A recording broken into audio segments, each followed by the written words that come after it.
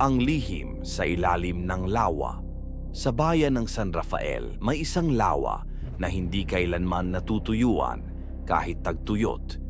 Hindi ito ginagalaw ng mga tao dahil ayon sa mga matatanda, may mga matang nakasilip sa ilalim ng tubig.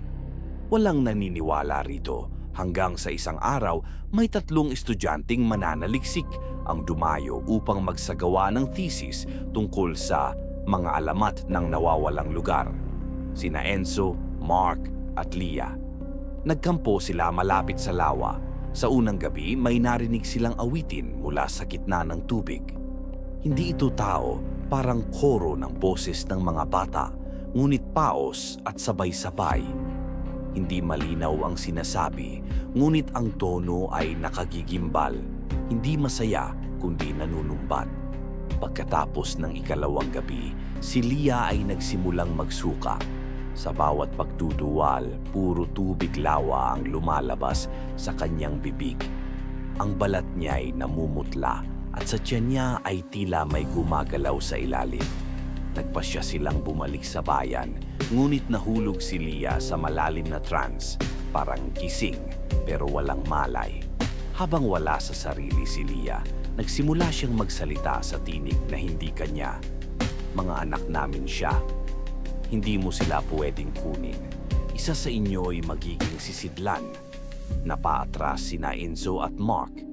Dinala nila si Leah sa albularyo, si Aling Dores, ang matandang tagapangalaga ng sinaunang kaalaman sa baryo.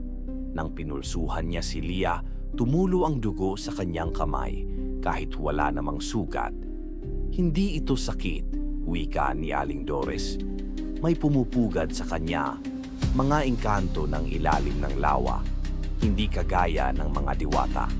Sila'y itim ang balat, malamig ang hininga, at nangingitlog sa loob ng katawan ng tao. Sa takot, humingi ng tulong si Mark sa mga sundalo ng bayan, ngunit hindi sila naniwala. Samantala, si Enzo ay nagdesisyong bumalik sa lawa upang tapusin ang sumpa.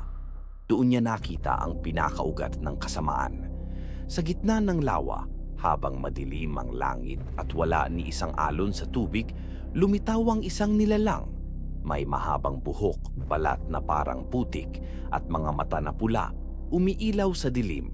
Sa kanyang tiyan ay may mga hugis itlog na kumikilos, mga itlog ng engkanto. Lumapit ito kay Enzo, dahan-dahang lumulutang sa ibabaw ng tubig. Hindi ito kumikilos sa likas na paraan, parang hinihigop ng hangin ang katawan nito. Nang magsalita, tila libo-libong boses ang sabay-sabay na narinig. Sino ang may karapatang lumusob sa tahanan namin? Ang lawa ay sinapupunan. Ang katawan niya ay inang sisidlan. Kayo'y pag-aari na. Tinangka ni Enzo na sunugin ang ginamit nilang bangka kasama ang ilang dahon na binigay ni Aling Dores.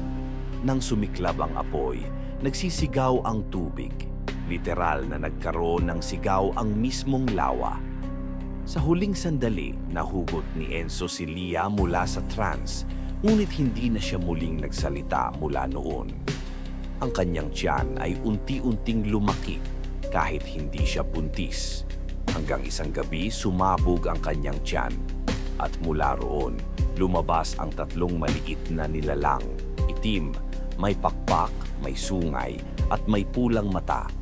Mabilis silang lumipad pabalik sa lawa na muling naging tahimik.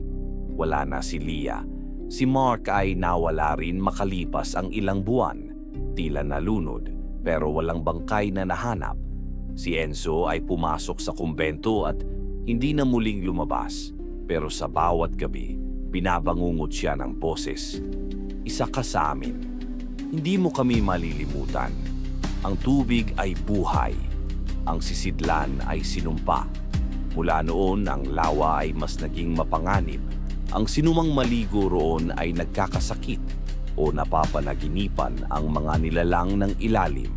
Hanggang ngayon, may mga naririnig pa ring tinig sa gabi, lalo na kapag kabilugan ng buwan, tila mga sanggol na umiiyak na may kasamang bulong mula sa ilalim.